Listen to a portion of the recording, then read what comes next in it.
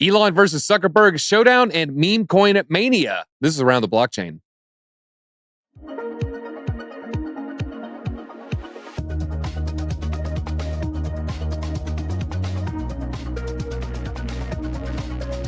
Make sure you hit that like button. We have some great guests on today. We're going to get right into it. He plays my favorite brother on Splitting Image. And of course, I'm talking about Altcoin Daily.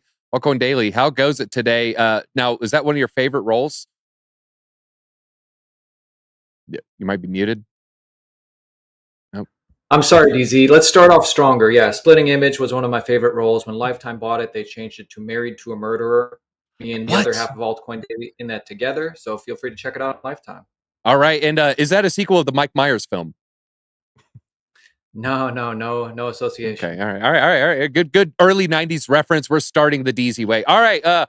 He is the true urban cowboy to me. Move over, John Travolta. I'm talking about Cowboys of Crypto. Aaron, how is it going? Have you wrestled up any good coins lately? You know, I'm just living the dream, buying memes, and ready to go. Thanks for having me back on. Always a good time. And the only thing faster than blockchain is Martini Guy on the Raceway. Martini Guy, you got a little Frankie Muniz career arc. I'm all about it. How has the racing been going lately? It's been very interesting. A bit of a career switch up, but no, I've certainly been enjoying it. It's very dangerous. I slammed it. Yeah, don't pull a Dale Earnhardt, man. You haven't bumped in any walls, have you?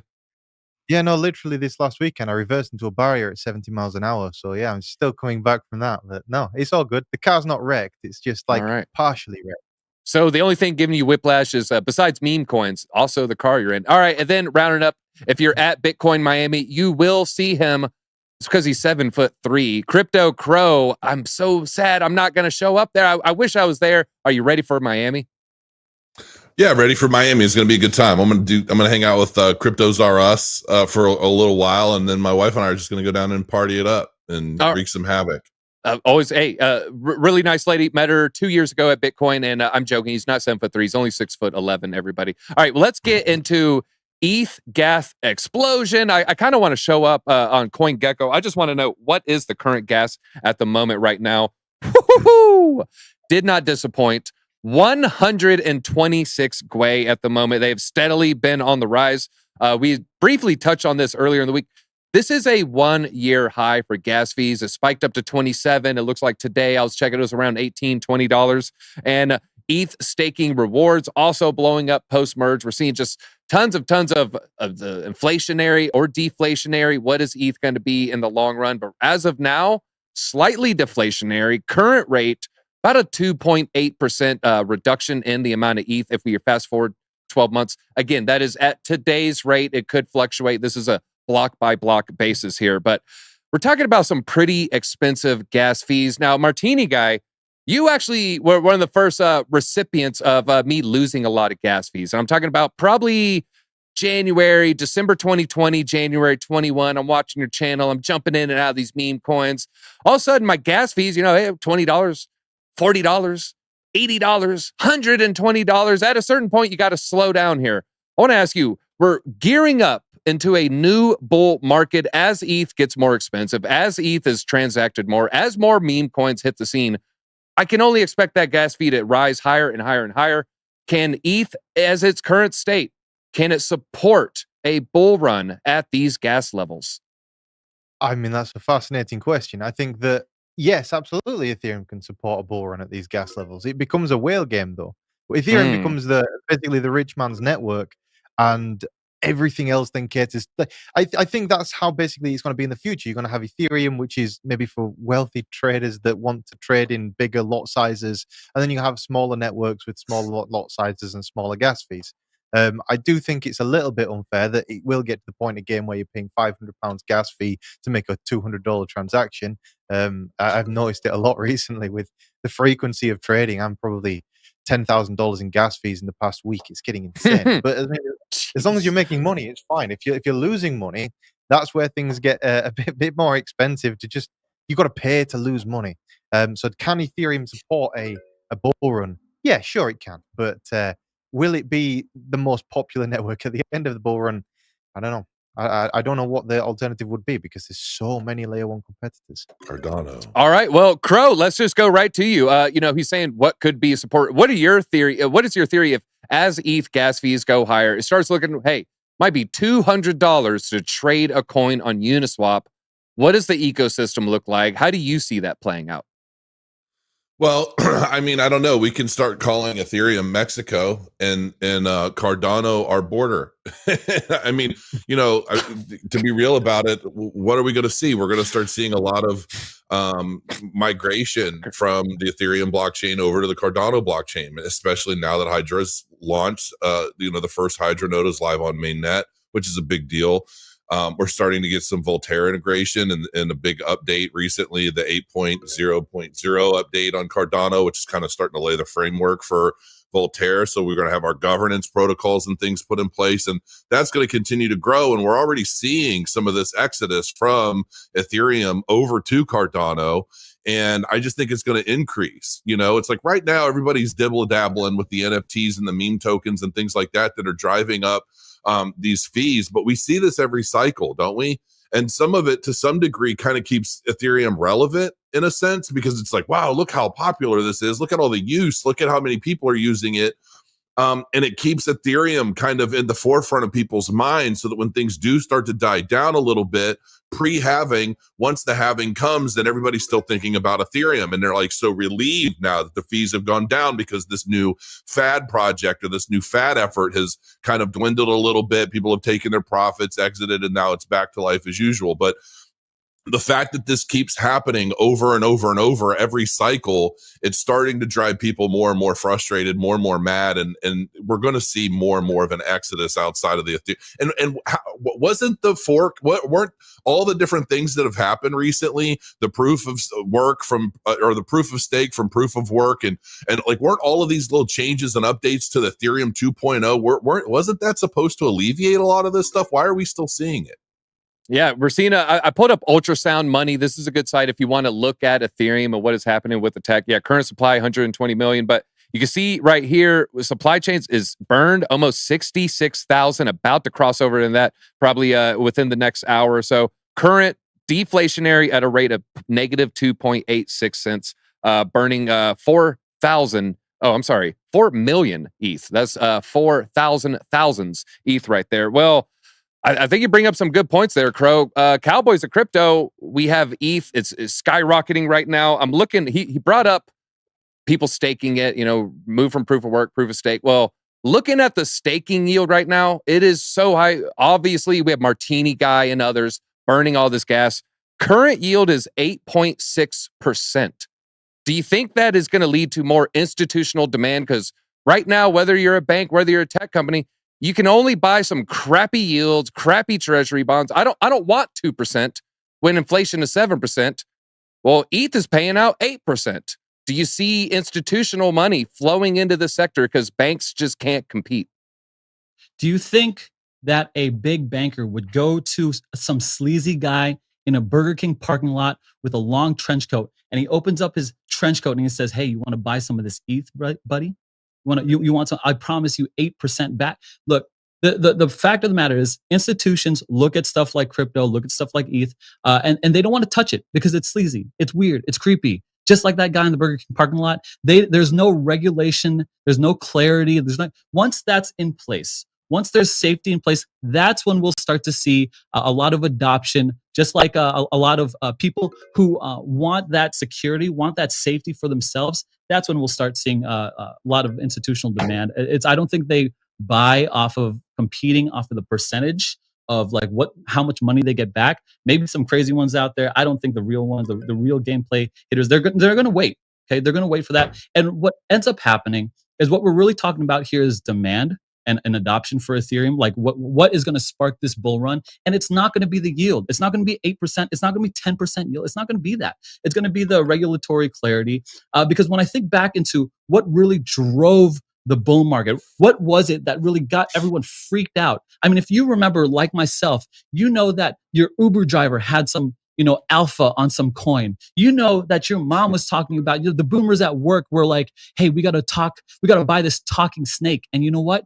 We're going to be wealthy." When that mentality hits like the public, right? That's when we start seeing the real adoption, or at least the bull run, right? Not true adoption, but at least the bull run starts to happen. Because when I think back to, hey, there was a point in my life where I would overpay for $200 for a transaction for some NFT drop.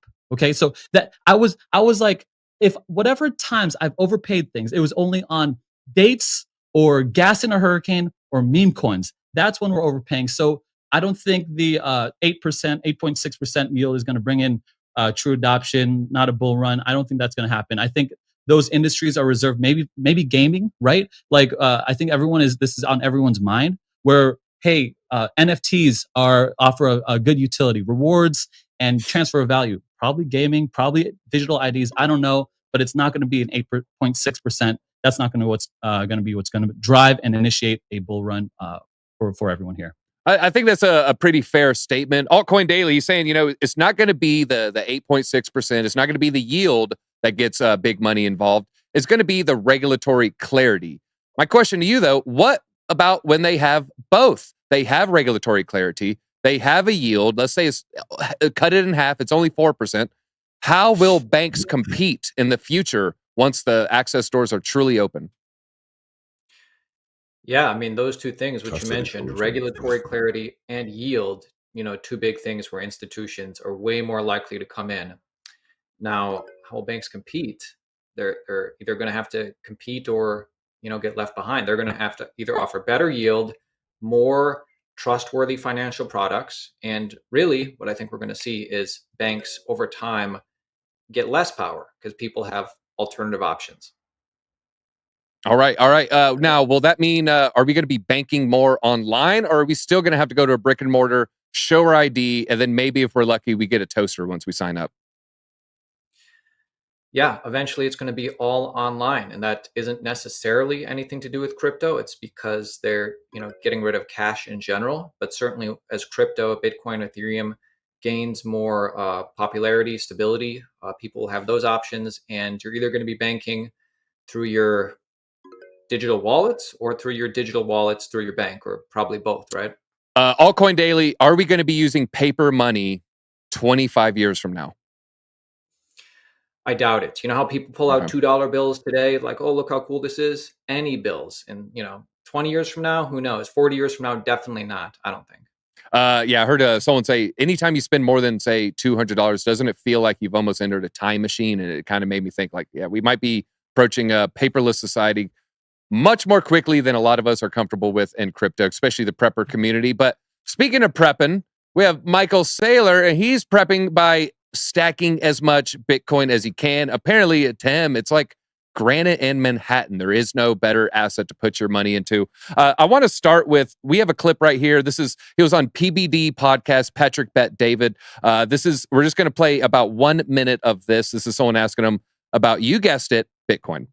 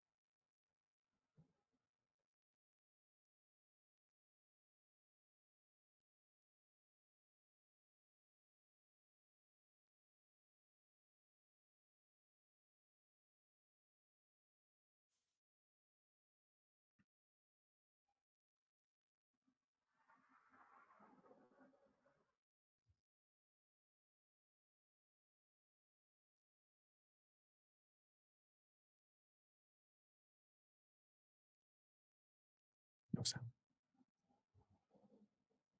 Okay. Apparently no sound there. No sound. I don't know. Was there a sound? Do you guys hear it? Aaron, you heard nothing. No. You heard nothing. All right. Well, I apologize for having you look at him do this for 1 minute and 6 seconds after you turned it up. All right. Well, I'm just going to, speak broadly here. He's talking about Bitcoin, talks about the halving being a catalyst to push us up to the next level. But Altcoin Daily, have you interviewed Michael? DZ, We have interviewed Michael Saylor. Okay. See, I wasn't sure because he's been on your thumbnails so many times. I'm kidding. I love your thumbs, of course, real ones. All right. He's been a huge voice for Bitcoin. I mean, he was one of the main catalysts. He was one of the main drivers of corporate interest into Bitcoin. Many people would say when you think of the 2021 bull run, maybe Elon's up there, but besides him, who do you think of when you think of Bitcoin in the bull run 21? A lot of people are going to think Michael Saylor. I question you, the next bull run, Altcoin Daily, will Michael Saylor continue to be such a large voice, or is it going to change in some way? Yeah, as far as Bitcoin is concerned, in 2021, Michael Saylor was the voice, the high priest of Bitcoin. And that was, I think, overall a really net positive. Super cool to have him involved. But on the other hand, it's like he's not God, Now going forward, what he was talking about in that clip, Patrick Bet-David, and I listened to the podcast, talking to him about, are you excited about ordinals?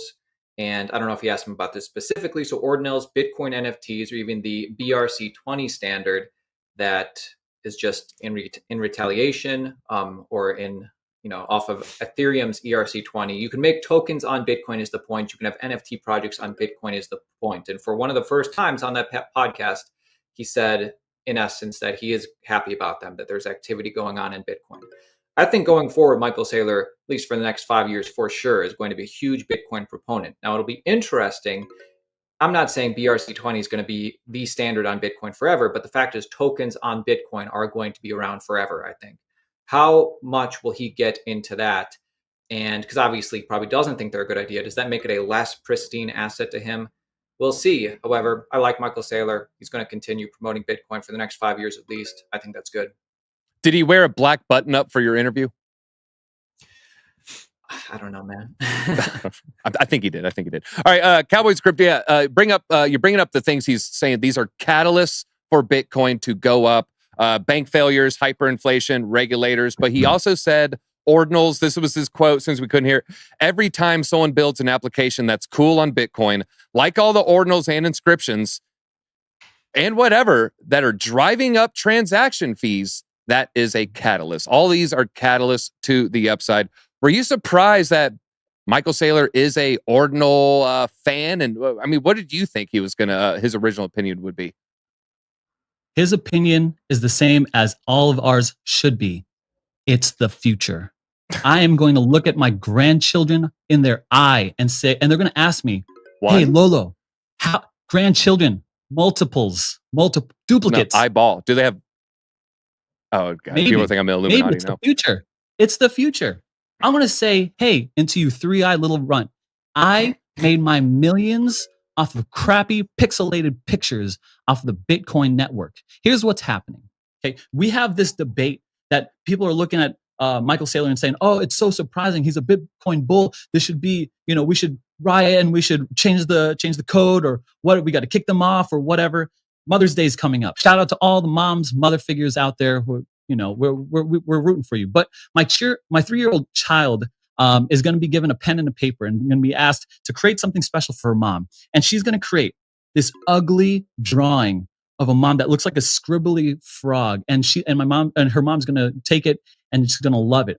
Teenagers and husbands are going to receive a pen and paper, and they're going to write notes saying how much they value their mom, how much they love their mom. Thank you so much. How much we love you. And entrepreneurs and developers and builders and innovators and leaders and the mavericks of our tomorrow, they'll be given that pen and paper as well. And they're going to write advanced code. They're going to build businesses. They're going to build infrastructure and technology to lead us into the future. Bitcoin is the pen and paper. Bitcoin is the pen and paper of which anyone can grab hold of. And it doesn't, who is anyone to say that, that's not worthy of being put on pen and paper? Oh, that's stupid. That shouldn't be created. No, that's what Michael Saylor is saying. He's saying that Bitcoin is not just a technology. It's the freedom of the future. It's the way that we attribute value into the future. And could you imagine the crime it would be to sit on your high horse and as the arbiter, and you have the moral compass and the wisdom to sit on your moral high ground and say, no, that's not good. Don't put that on Bitcoin. You know what? If you want to print out a pixelated snake on Bitcoin and call it art and sell it for a Bitcoin, no problem. more power to you. The market will decide, because the alternative, the current pen and paper, is this fractional reserve banking system that is currently owned and attributed by these elite bankers who control all the ink you have, how much paper you get, and what you write about. Bitcoin's the future, so more power to people who are building on ordinals. All right, well, I have pen and paper right here. Is this Bitcoin? I thought it was just granite in Manhattan. I don't know what to believe anymore. All right, well, Pen, Martini paper, Guy. granite, and we're writing everything in it.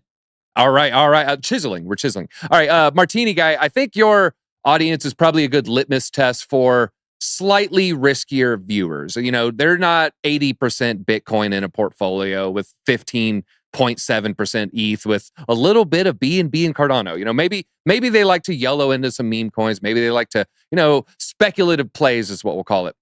Has your audience, and what is your experience with the BRC20s and ordinals? Are you seeing the adoption that's maybe mimicking the NFT craze of 21, maybe mimicking the sheep craze and the meme craze today? Are you seeing the same change or turnover percentage, or is this like still slightly obscure? I would say I've not really interacted with it yet. I've seen it. I've been on a bunch of phone calls with like ordinals projects and people that are setting up ordinals exchanges. But on the whole, I don't know what happened there. Oh, wait a minute. Is he in his car right now? Is he driving around? That's the whiplash. All right, we'll throw it back to you if you come back. Yeah, I think that's what it is. You know what? It was those Bitcoin maxis coming after him. All right, Crypto Crow.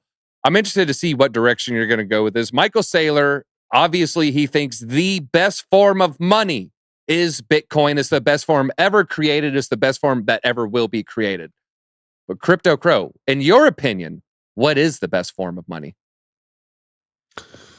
First of all, I want to say I really want Martini Guy to read me a book at night. I want to listen to his voice at night when I'm trying to go to sleep, and I mean that in the best way. He's just got this smooth accent, chill voice. I just want to hear him read me like he's a young Roger Dalton. I call him a young Roger Dalton. Yeah, I dig it. So I might be in the big minority here. I don't think any of this shit should be happening on Bitcoin personally. I mean, that's not the use case for Bitcoin. It's not what it was created for. It's not what it's there for. I mean, we have 20,000 other cryptocurrencies capable of doing a lot of the stuff that we're now trying to force onto a blockchain that was originally designed to be a store of value and value transfer. That's it. It's not meant for the next shitcoin or meme token or NFT or whatever. Just because it's popular on all these other blockchains doesn't mean that we should figure out ways to screw up something that's not broken. Like we're trying to fix something that isn't broken right now. And, and I think that the more of this kind of bloat, it's almost like, how many people love it when they go buy a Windows computer and there's like a shit ton of bloatware all over it that you have to figure out how to get rid of. It's like, I didn't buy the computer because I wanted to watch all these malware ads, or I wanted to, I didn't want all this bloatware. I just wanted the computer because it calculates shit quickly. Okay. So when I look at Bitcoin, it's a value transfer system. It's a trustless value transfer system. It's a store of value. Let all these other applications, these blockchains that are more well equipped, better designed for these applications, handle that bit. Like even on my Twitter profile, I said, Bitcoin is king, but altcoins are key. And they're key because the altcoins allow for the adoption of all of these other people based off of unique and interesting use cases at higher speeds, higher throughput, higher scalability, things of that nature that Bitcoin just was not designed to do. So yeah, I may be in the minority, but I think they should just leave Bitcoin the hell alone. Let it do what it's supposed to do. Its algorithm, everything is already coded to be exactly what it was meant to achieve, and it does it very, very well. So let's leave well enough alone and move on to some of the more, like the third generation technologies like Cardano that have been designed specifically for all of these use cases and then some, and is quite capable of pulling it off better than even the second generation garbage like Ethereum. Ooh, shots fired. And a producer's note. Crow's malware came from LimeWire songs, not sketchy sites of any type. Martini Guy, I'll throw it back to you. Just asking about, what is the interest you're seeing in BRC20s? I mean, is your Twitter replies, are people asking for these type of videos, or are you not seeing that much interest in your circles? I think nobody really cares, to be honest, and I don't understand why people would use something on Bitcoin, which can process 7 transactions a second, over something on Ethereum that can do a few thousand, versus something on Binance Chain that can do tens of thousands, is way cheaper. So overall, it doesn't make sense to me that we have a lot of people that are now trying to basically, I don't know, mutilate Bitcoin in a way that to me doesn't make a whole lot of sense. I mean, yeah, I'll be there to make money. Absolutely, I'm there to make money. But when it comes to the actual utility of these things, I don't understand. Is it the same speed as like Bitcoin is?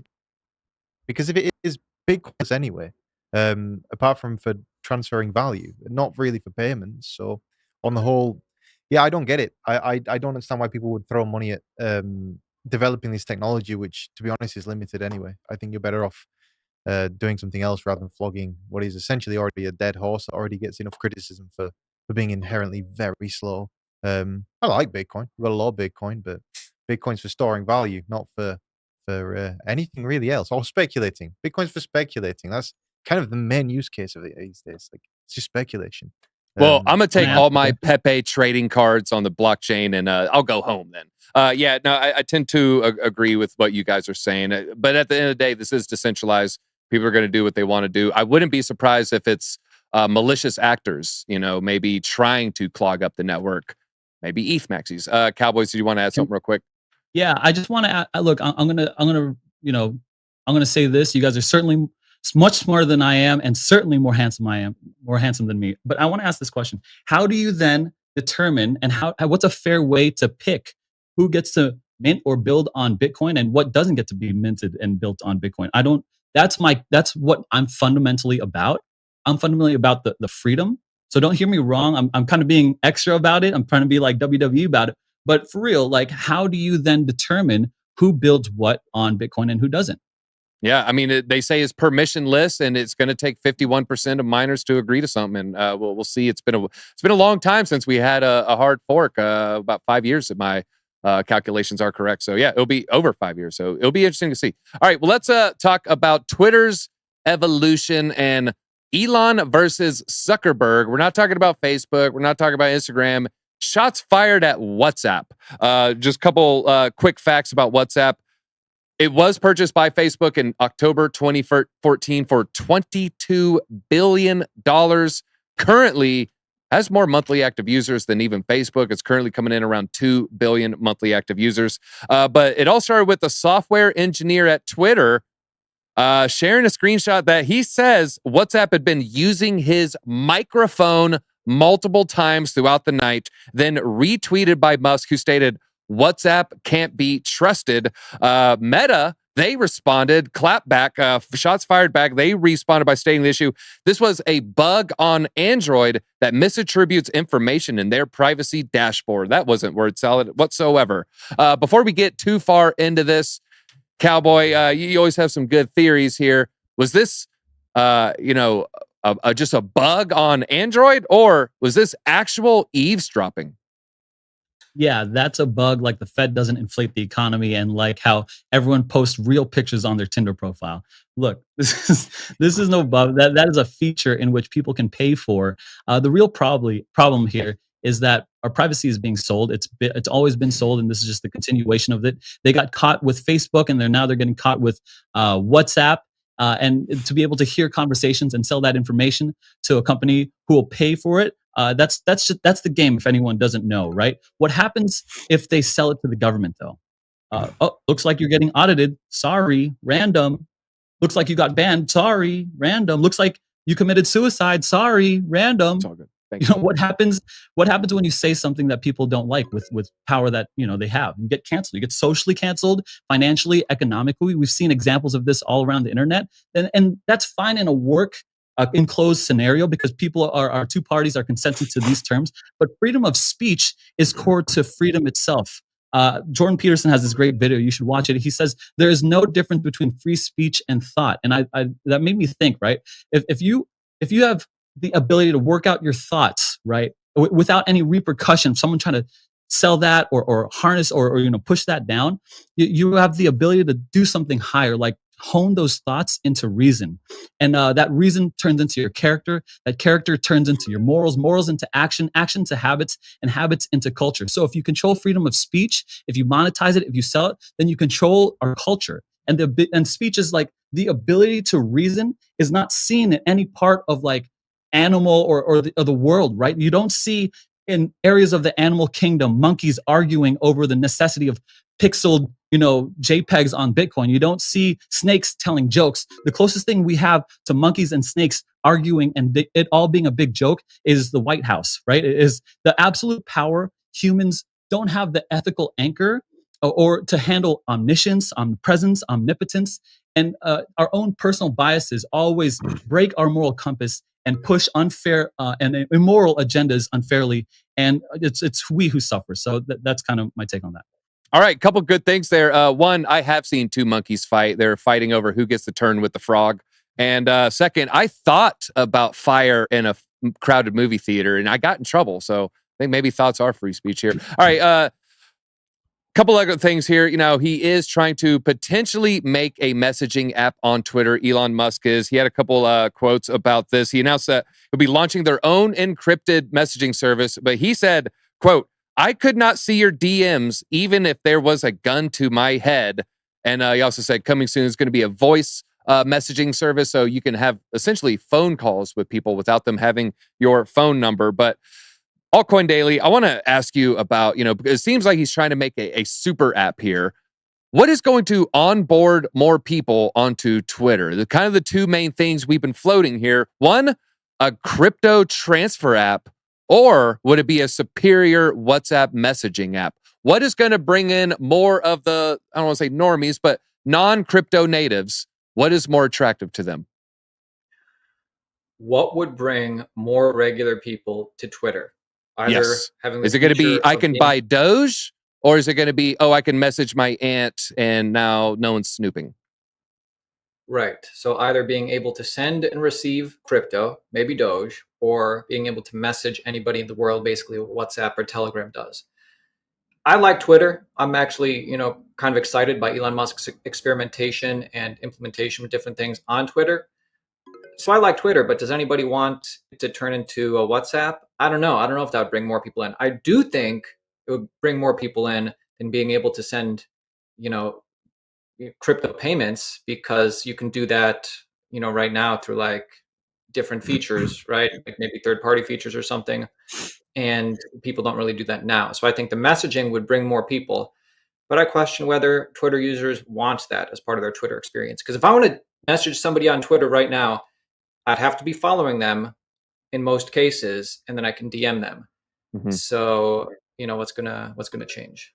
Yeah, probably not too much at the end of the day. We do have a super chat from more of our members here. Remington, awesome guest tonight. DZ, love you all. Altcoin Daily, maybe you could send me an Altcoin Daily once they open that up. I would love that. Maybe just even if it's just a crap coin with a whole lot of zeros, I wouldn't care.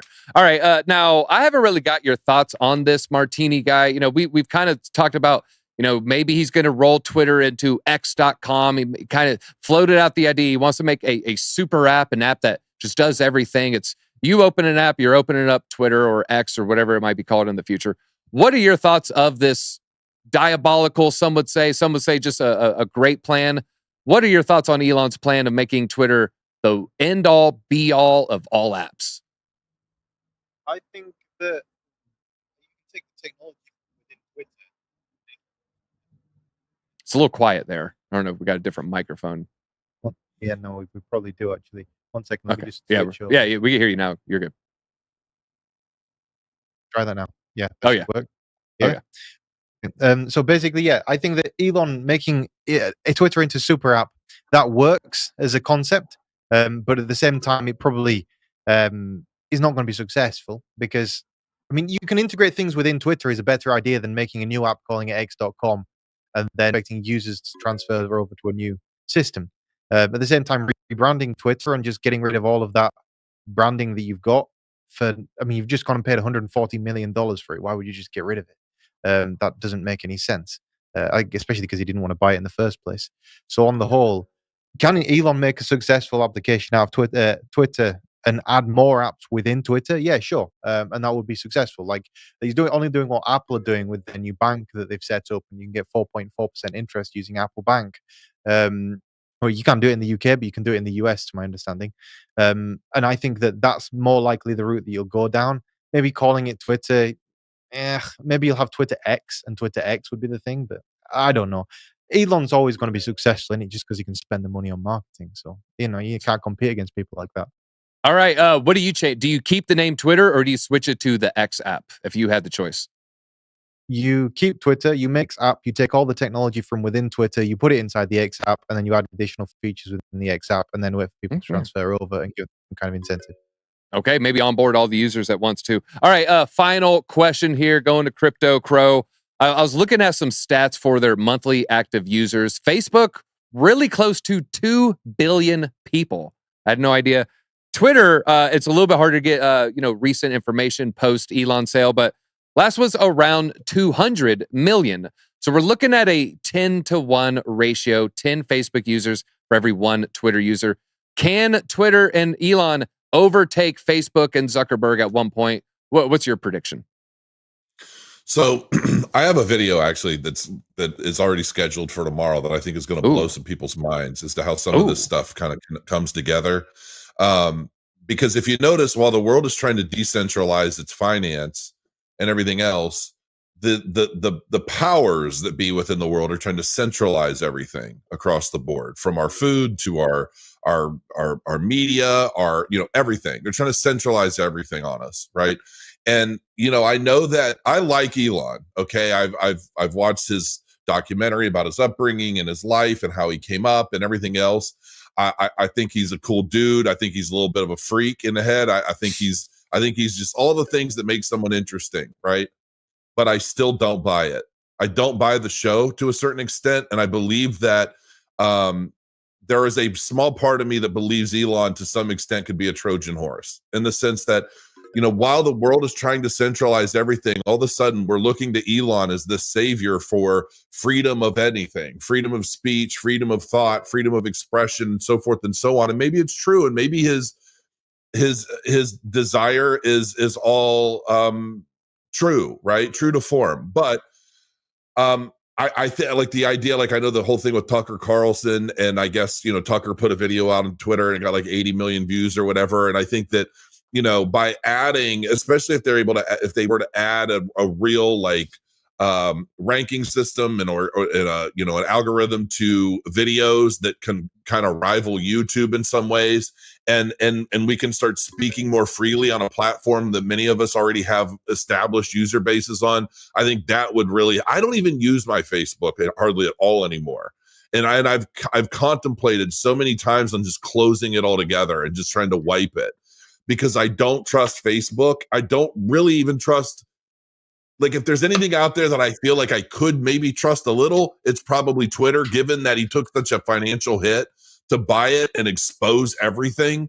But that also makes me feel like, especially in this day and age, somebody who's truly going against the grain of all of these machines that have been put in place, they don't seem to stay free or not have a gazillion legal problems out of thin air.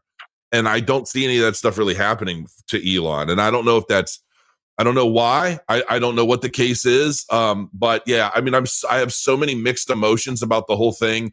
Could Twitter ultimately challenge Facebook and perform really, really well given all these things? Yes. But I believe that there's a reason why a lot of the stuff has happened with Twitter the way it has, as well as Facebook and a lot of these other applications. And I don't trust any of them. And one more quick point, there really is no such thing as secure encryption. Like, just so we're clear, I don't care what Elon says. Like, I couldn't read your DMs if there's a gun to my head. You might not be able to, but I know that the government can, and I know the NSA can, and I know they have methods for being able to crack just about any encryption out there. So don't fool yourself into thinking like, you're going to do something on any one of these apps and you're somehow going to be protected by an encryption that's going to keep what you're saying or doing out of the reach of those who might have an interest in figuring out what you're up to. That's a load of nonsense. Just about any encryption today can be cracked on these applications. No, that's a good final point, and I think it's a good assessment. The Twitter files maybe made you more of a believer, but could still be something going on. Crypto Crow still waiting for that Scooby-Doo moment. Will the mask come off? What is underneath? Is it just Elon? Is it a Doge? Was it some sort of troll all along? We don't know. All right, well, There's one thing that Elon did. There's one thing that Elon did that I always think about, and it's when there's the picture of him with that jacket, that rhinestone jacket, Nova Sora Clorum on the back. I'm like, that's New World Order. Now, is that a tongue-in-cheek, like, haha, you guys, I'm not playing ball, kind of like Trump at the World Economic Forum, in Davos, where he basically told them all to F off, and then this whole world imploded right shortly after? Or is that him saying, I'm with you guys, I'm wearing a cool jacket, I'm still sporting the cause? You know what I mean? I don't know, and that's the kind of stuff I think about. Well, I was going to say quote the Raven, but quote the Crow on that one. All right, that is all we have time for. And Crow, we can quote the Crow right now. You end up with the most points. Feel free, leave us with some parting thoughts. Tell us what you really think about Elon. I mean, I really do like Elon. That's the thing. I want to like him. I want to trust him. I want to know that everything he does is all true and all good and all in the service of the public. Just launched crowtokens.com for fun. It's the Cardano's best shitcoin. I'm going to be giving them away freely. I'm not selling them anywhere. It's just a fun thing because everybody keeps asking for them. So check that out if you want to. And I've got some big videos dropping this week that I haven't done anything like it in quite a while. So people are going to really get a kick out of it. Make sure you like and subscribe and follow everyone else that's on this panel today. Everybody was really cool.